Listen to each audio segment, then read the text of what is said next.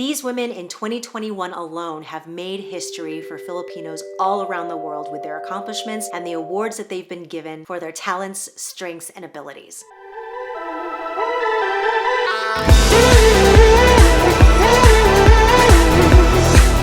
Mabuhay and welcome back to the channel. My name is Tez Milan. I am a Filipino-American creative, and the reason why I'm here is to discover my lost Philippine heritage and share that with you. Today, I am back in front of the wall of influence, but I am not here to talk about the type of influencers that are on social media. I am here to talk about the world-renowned movers and shakers who are changing the way that we see Filipinos. The type of influencer who has shown the world that Filipinos are strong, intelligent, and resilient. In the last year, we saw two very important women win grand awards that were well-deserved and well-earned. Since it is International Women's Day on the day of this taping, I thought I would just continue the trend for the month of March and talk about some really incredible Filipinas in the world. Last week, I got to speak about the world's oldest tattoo artist, Wang-An Ogay, who turned 105 years old. And now I want to talk about several Filipinas who are true influencers in the world and have been recently recognized for their accomplishments in a big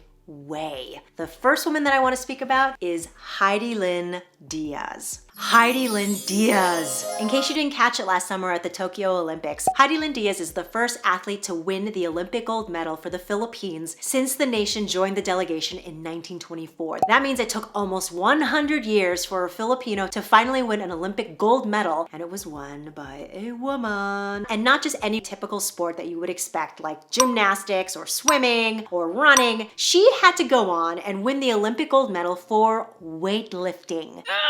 Weightlifting. I mean, come on, like, how much more strength can you show the world than by lifting something that's like 5 times your weight? Actually, I don't really know if it was 5 times her weight, but I do know that she was lifting some pretty heavy weights. According to the Olympics.com website, Hidilyn Diaz was born the 5th of 6 children in Mampang village near Zamboanga City on the Mindanao Peninsula in southern Philippines. She said that becoming an Olympic champion was a distant dream. But this woman at the age of 30 years old did the impossible, and she won gold.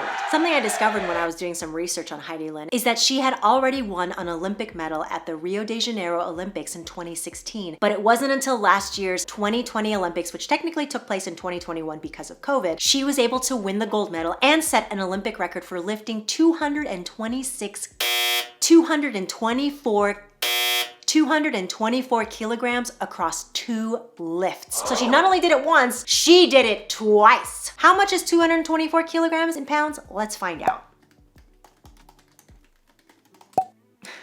Oh my God. Okay, so 224 kilograms is just shy of 494 pounds. I am around 108, 110 pounds. If you took 4 of me and put me on a, what do they call them? A lifting pole? No, a weightlifting stick. Training stick. No, it's not a training stick. Barbell. Barbell. Yes. Okay, so let's say that we took 4 of me and I hung onto a barbell. Put 2 of me on each side. All 4 Tezes were hanging onto a barbell. She could have lifted us twice. Probably 3 times, because that's still less than what it is that she lifted to win the gold medal at the Olympics. That's a lot. That's some like brute strength right there. But knowing what she did to train and to get herself to the Olympics, it would be no surprise that she'd be able to lift 4 of me.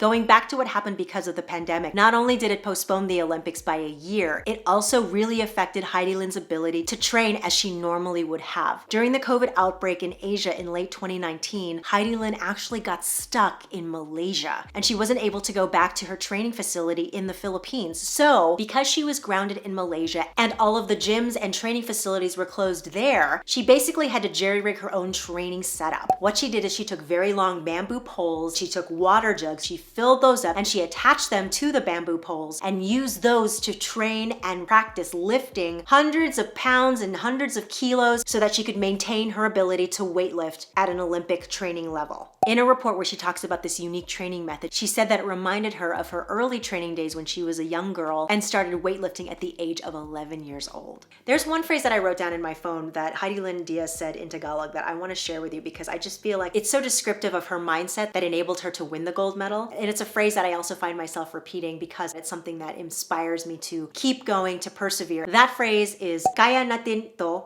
wag kayong sumuko." That means we can do this, don't give up. Thank you, Hidilyn Diaz, for being a strong, persevering influencer and someone that I could talk about and share with everybody today as a mover and shaker of 2021. The next mover and shaker of 2021 that I want to talk about is Maria Ressa. Maria Ressa. Maria Ressa is a reporter, an author, and she is the first Filipino to win a Nobel Peace Prize.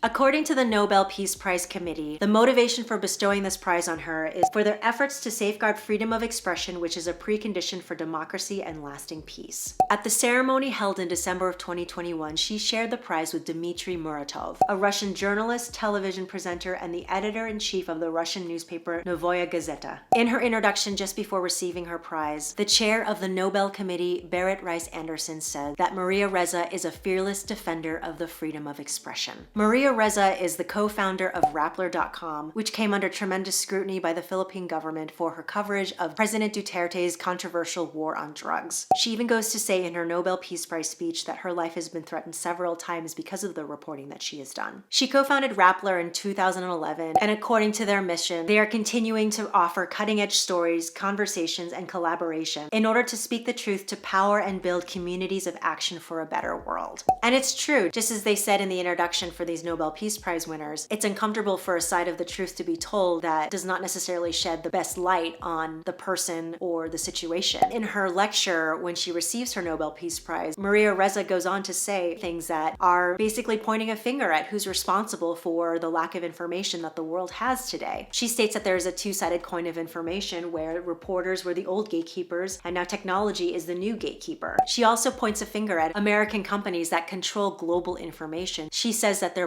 biased against facts and against journalists, and that they are by design dividing and radicalizing us. These are very strong opinions from a very strong woman, and whether you agree with her or not, she is taking the stance as a whistleblower to let people know that things are not right in the world when it comes to the dissemination of information. I believe that communication is a basic human right and something that's absolutely necessary in order to choose the leaders that are going to bring a nation forward. And if that information is being tainted or held back in any way, then there's no way that people can make the right decisions for themselves and for those around them that they care about. This situation is not only limited to the Philippines, it is a worldwide issue. Even fellow Nobel Prize winner Dmitry Muratov received an order to ban words like war, occupation, and invasion in their reporting. The fact that last year's Nobel Peace Prize awards were given to two human beings who are trying their best to make sure that the world is informed in as unbiased a way as possible is extremely relevant. And I think it's really incredible that a Filipino is the person who is representing this resilience and this courage in the face of tremendous personal threat. For having won the Nobel Peace Prize and for all of the efforts that she's done to make sure that the world has these stories and is informed about what's going on, I commend Maria Ressa and congratulate her on her win of the Nobel Peace Prize. And before I go, I want to share with you one other Filipina mover and shaker, and her name is Hannah Reyes Morales. Hannah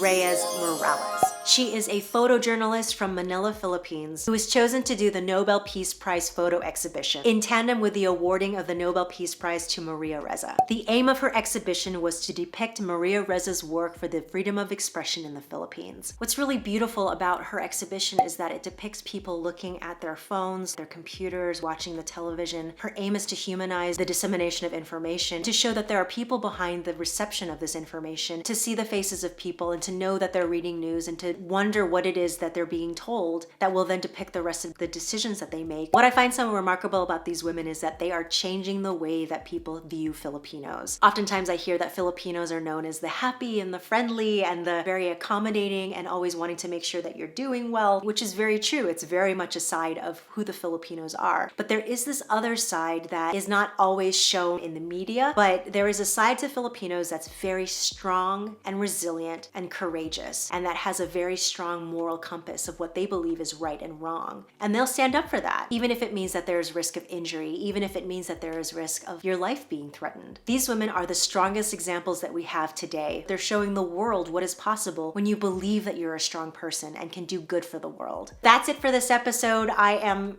just so proud to be able to share with you these three remarkable women, Hidilyn Diaz, Maria Ressa, and Hannah Reyes Morales. If you like this video, give it a thumbs up. Subscribe to my channel. It really does help me as I move forward in rediscovering my Philippine heritage, and I'm so grateful to be able to share this with you. Thanks so much for watching this episode and learning with me, and I will see you next time. Fil-Am, goodbye!